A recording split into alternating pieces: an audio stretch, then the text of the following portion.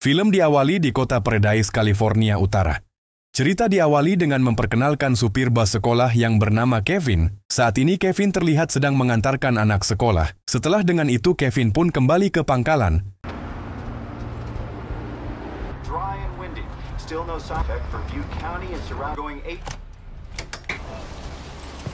Sebelum kembali pulang, Kevin pun memasuki ruangan bosnya dan mengeluhkan masalah keuangannya, yang sedang seret sementara keperluan bulanan semakin bertambah, sambil meminta tambahan jam kerja. Namun inilah jawaban sang bos. I could sure use the extra this month. If anything comes up, I'll let you know. Copy.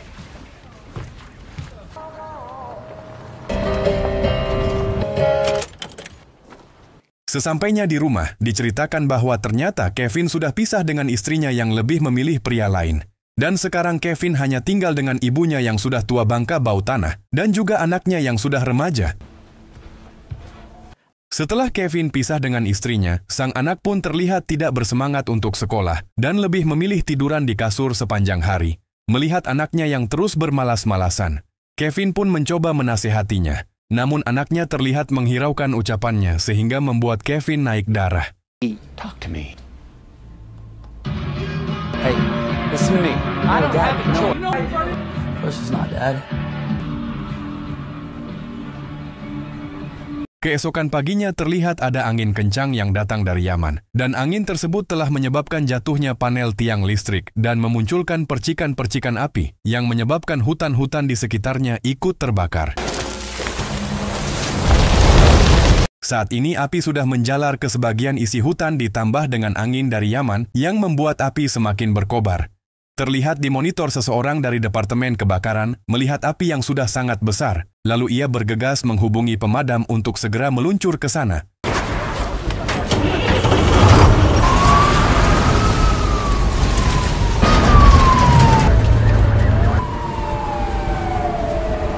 Shin kembali kepada Kevin yang sedang menjemput anak sekolah dari rumah dan mengantarkannya ke sekolah. Saat ingin kembali ke pangkalan, Kevin pun ditelepon oleh ibunya yang berkata bahwa saat ini anak Kevin sedang demam tinggi disertai muntah-muntah. Namun saat ingin pulang, Kevin ditelepon oleh bosnya dan menyuruhnya bergegas ke pangkalan untuk menjalani pemeriksaan busnya kepada montir. Okay, just need to fuel up first. Copy that, boss. Doing the best.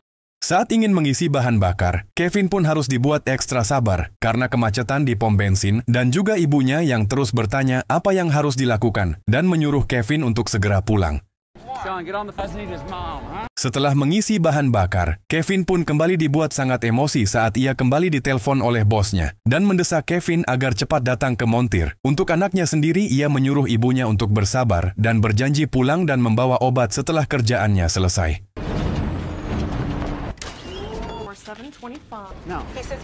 Selesai membeli obat, Kevin pun kembali ditelepon. Tapi kali ini adalah mantan istrinya yang berkata bahwa Kevin bukanlah ayah yang baik, dan ternyata mantan istri Kevin sudah tahu soal anaknya yang sedang sakit dan berniat mengambil hak asuh anak dari Kevin.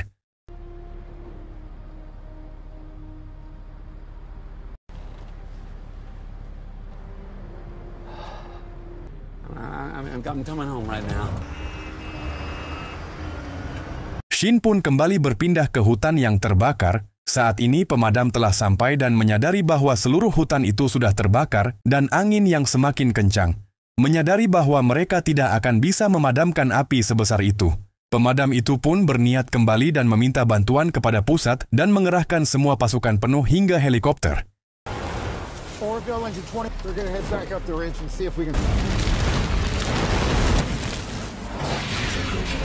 Saat ini pasukan bantuan pun sudah datang, dan mereka semua dibuat kaget saat analis mengatakan bahwa angin akan terus membawa api dan akan melewati kota Paradise, tetapi pemimpin itu tidak memilih untuk mengevakuasi warga, justru memilih memadamkan api besar itu dengan menggunakan pesawat yang membawa air.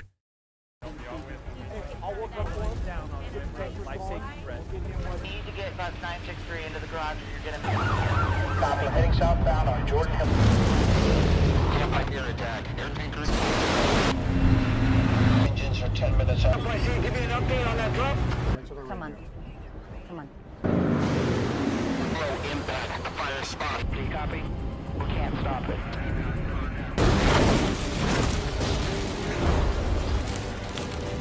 Namun dua pesawat itu tidak berhasil memadamkan api besar itu, dikarenakan api yang besar ditambah angin yang sangat kencang. Tak lama setelah itu terlihat satu petugas yang berada di zona merah menelpon dan berkata bahwa api sudah sampai ke pemukiman dan sudah membakar semua rumah milik warga. Karena ia merasa sudah tidak bisa selamat, petugas itu lebih memilih mengevakuasi warga yang ada.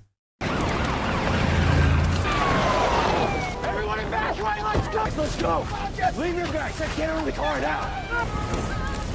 Heading out of Pacquiao Road. Everyone follow each other. Okay. Let's go. Selesai mengevakuasi para warga, petugas itu pun terlihat kesulitan mencari jalan keluar di tengah-tengah api yang berkobar. Namun petugas itu melihat sungai di depan dan menyuruh para warga untuk segera masuk ke dalam sungai guna untuk melindungi diri dari radiasi api yang sangat panas itu.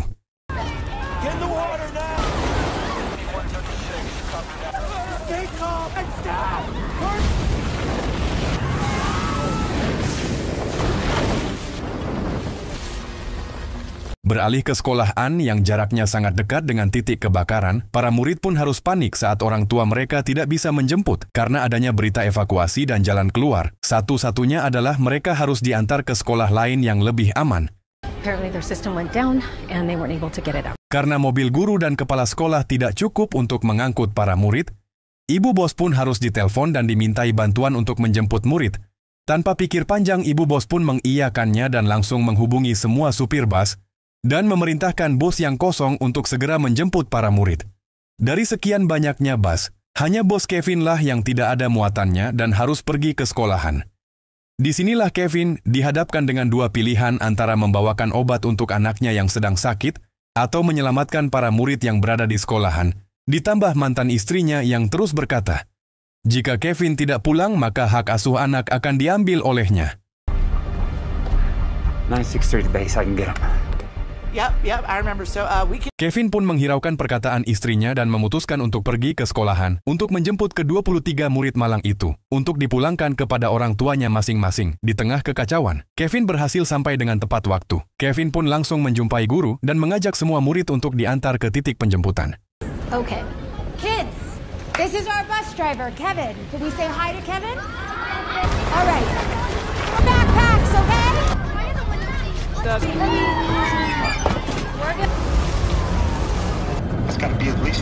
Di saat yang sama, pimpinan damkar pun sampai di markas lalu memerintahkan untuk mengevakuasi seluruh warga dan meminta agar semua PLN dipadamkan karena dianggap akan membahayakan warga dan juga petugas yang sedang bekerja. Kembali ke Kevin dan anak-anak mereka terlihat tidak bisa berjalan karena macet yang disebabkan para pengendara yang juga ikut menghindari area kebakaran.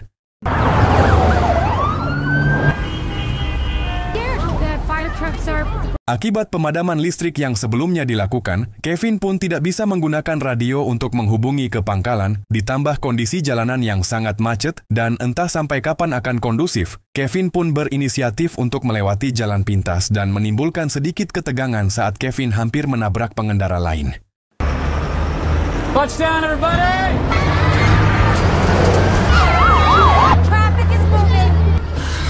Saat ini ibu bos yang sedang mencoba menghubungi Kevin pun dikagetkan dengan kabar bahwa sebentar lagi pangkalan ini akan menjadi area lintasan api. Maka ibu bos dan semua karyawan harus pergi menjauh dari pangkalan secepat mungkin.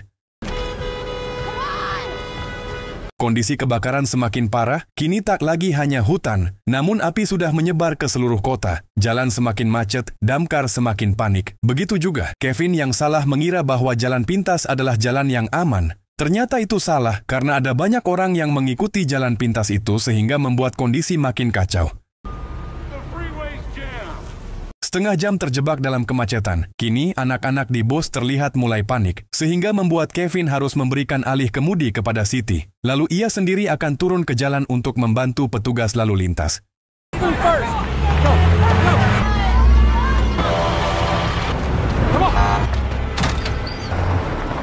Lepas dari kemacetan, Siti pun terlihat tersenyum lega dan menyuruh semua murid bersiap dan jangan sampai ada satu barang pun yang ketinggalan. Namun sial bagi mereka, gedung sekolah yang menjadi titik penjemputan pun hangus terbakar dan tidak ada satupun dari orang tua siswa yang menunggu di sana karena seluruh warga memang sudah disuruh kumpul di titik evakuasi.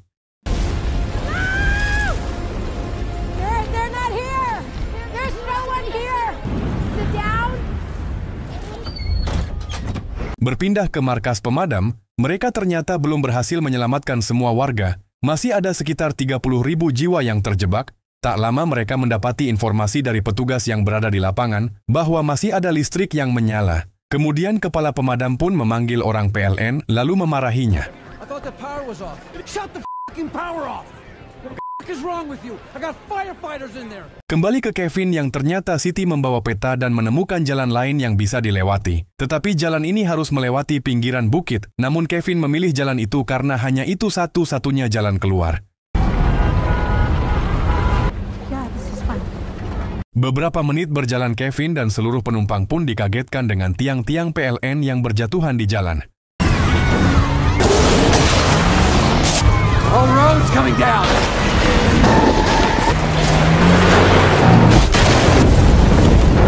Selesai dengan itu muncul kembali masalah yang membuat Kevin dan semua orang ketakutan ketika penjara berusaha merebut kendaraan dan juga bus milik Kevin. Namun Kevin berhasil menghindar dan pergi menjauh dari penjahat itu. Sementara ibu bos yang baru saja sampai di pemukiman terlihat sedang mencari Kevin dan bosnya yang ternyata belum juga sampai. Ditambah lagi ibu bos yang dimintai pertanggungjawaban oleh seluruh orang tua dari murid. Everybody, please, I know to trust him. I trust him. Kembali ke Kevin, akibat kebakaran yang semakin membesar dan juga asap mulai masuk ke dalam bus yang menyebabkan pendingin di dalam bus mati. Anak-anak pun mulai mengeluh kepanasan dan kehausan. Bu Siti pun meminta kepada Kevin untuk mencari air terlebih dahulu agar anak-anak bisa kembali tenang.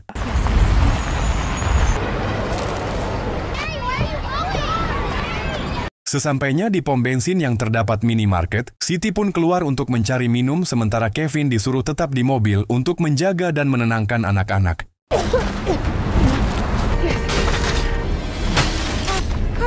Tepat saat Siti mendapatkan air minum, Kevin pun mulai menyadari bahwa ada tangki bahan bakar dan juga angin kencang yang membawa api bersiap untuk mengarah ke tangki besar itu. Sehingga inilah yang terjadi.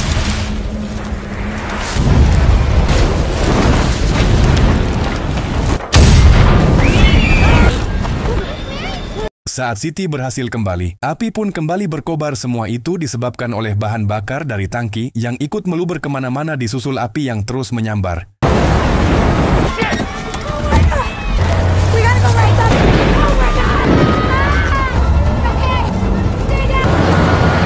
Setelah melewati itu, Kevin pun harus dibuat ekstra fokus, karena mereka harus melewati pinggiran bukit yang sangat sempit dan terjal.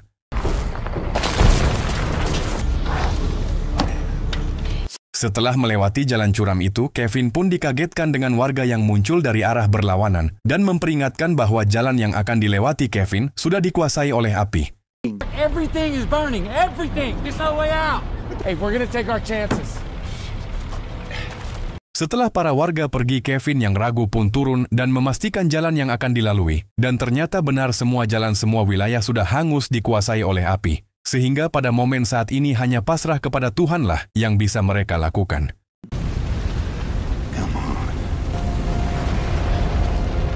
Kevin pun kembali ke dalam bus dan menceritakan semua yang terjadi kepada Siti. Ibu Siti sempat mengusulkan agar mereka kembali saja dan mengikuti para warga.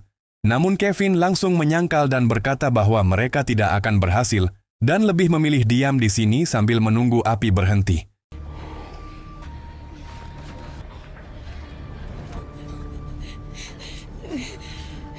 Melihat anak-anak yang sudah mulai kehabisan nafas, Kevin menyuruh semua anak-anak untuk merobek bajunya lalu membasahkannya kemudian dihirup. Itu bertujuan untuk meredakan sedikit kesulitan bernapas.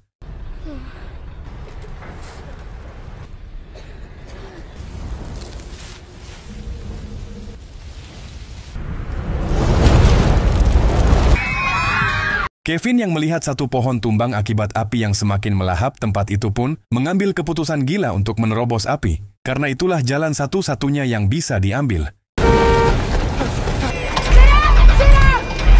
Namun sial kembali datang saat bus tidak bisa dinyalakan. Dan dengan bergegas, Kevin pun turun dan memperbaiki bus itu dengan cepat.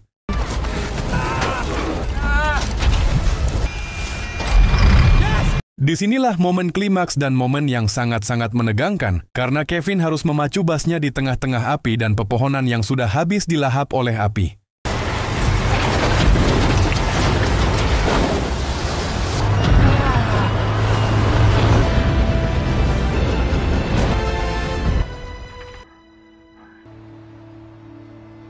Sungguh momen yang sangat luar biasa dari seorang Kevin, meskipun Kevin selalu dikecam buruk oleh anak dan mantan istrinya. Di sini Kevin membuktikan bahwa kebaikan dan ketulusan akan membawa kita pada jalan keluar. Hingga pada akhirnya Kevin pun kembali dengan selamat dibarengi dengan orang tua para murid yang memeluk anaknya dengan penuh kekhawatiran.